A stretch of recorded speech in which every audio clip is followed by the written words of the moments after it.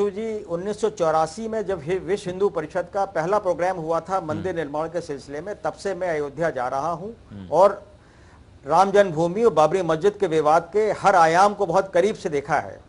और मैं शुरू से ये कहता आ रहा हूं कि इनको मंदिर नहीं बनाना है, मंदिर के माहौल को गरमाए रखना है, क्योंकि ये रास्ता जो है वो सत्ता की प्राप्ति के लिए है और इसीलिए ये मामला गरमाया रहते हैं, गरमाया चाहते हैं। इसके जरिए पोलराइजेशन होता है और उसकी वजह से इलेक्शन में मदद मिलती है।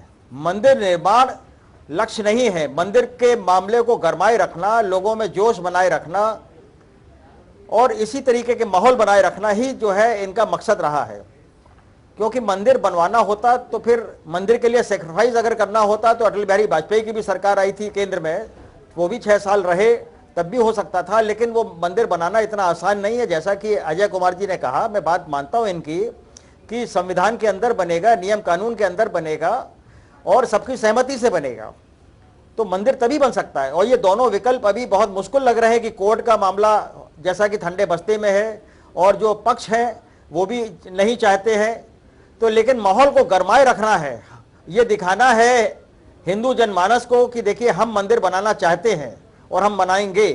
तो इस तरह के माहौल को गरमाए रखना की राजनीति जो है वही 2019 के चुनाव के लिए गरमाई जा रही है। लेकिन प्रदीप कपूर, ठीक है, 2019 के लिए राजनीति ये गरमाई जा रही है, लेकिन जब आम जनता देखेगी कि इस पर सिर्फ राजनीति हो रही है, हालांकि जैसा कि मैंने पहले भी कहा कि आम जनता जानती है कि इस पर सिर्फ राजनीति हो रही है, लेकिन 2019 तक भी अगर राम मंदिर यहां पर नहीं बनता है और वही कानूनी पेचीदगियां यहां पर सामने आती हैं, तब आपको क्या लगता है, क्या यहां पर बीजेपी की मुश्किलें बढ़ सकती हैं? देखिए, अपेक्षाएं लोगों की हैं, आकांक्षाएं भी हैं, वो चाहते हैं लोग कि 2019 में बने। अब ये तो तय करना पड़ेगा मोदी सरकार को, योगी सरकार को कि वो इस मामले को किस तरीके से डील करते हैं कि उनको सत्ता भी मिले और मामला भी जो है वो सुलझ जाए। राहें इतनी आसान नहीं है, जैसा कि अजय कुमार जी भी कह रहे हैं, वरिष्ठ पत्रकार है, हमसे सीनियर है, और इतना आसान नहीं है कि जिस तरीके से कहा जाए। लेकिन जाहिर बात है कि पूरे देश की निगाह, क्या यहाँ तो पूरे दुनिया की निगाह इस पर लगी है। ये मामला अब प्रदेश और अयोध्या और देश तक नहीं है, बहुत इसके रेमिफिकेशन जो है वो बहुत बड़े हैं, व्यापक हैं।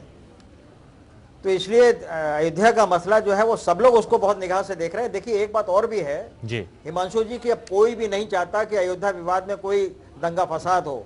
आपको अगर याद हो, मायावती चीफ मिनिस्टर थी और जब यहाँ इलाहाबाद हाईकोर्ट का डिसीजन आया तो पूरे देश में एक सेल्फ इम्पोज कर्फ्यू लग गया था। डर के मारे सब लोग अपने घरों में बंद हो गए थे, क्योंकि कोई नहीं चाहता कि जो 1992 में बाबरी मस्जिद गिरने के बाद हुआ उसकी पुनरावृत्ति हो, दंगे फसाद हो, मारकाट हो, कोई नहीं चाहता। और हिंदुस्तान के जो बहुत बड़ी तादाद है, जनरेशन जो है वो यंग है और वो इस तमाम इशू से आगे निकल आई है। वो चाहते हैं रोजी रोटी, कपड़ा, मकान, जो बेसिक मसाइल हैं उनके ऊपर सरकारों का ध्यान हो, चाहे योगी की सरकार हो चाहे मोदी की सरकार हो। दुर्भाग्य यह है कि पिछले 3 साल में मोदी जी ने जो वादे किए थे कि नौकरियां देंगे, बेरोजगारों को काम मिलेगा, वो सब कुछ होता हुआ नजर नहीं आ रहा है। योगी सरकार के सामने भी एक बहुत बड़ी चुनौती है कि एक बहुत बड़ा नौजवान तबका है जो बेरोजगार है, उसको किस तरीके से रोजगार मिलेगा। ये जो बेसिक इश्यूज हैं उस पर केंद्रित करना चाहिए दोनों सरकारों को। अब ये देखने जाता है कि किस तरीके से सरकारें तालमेल बनाती हैं।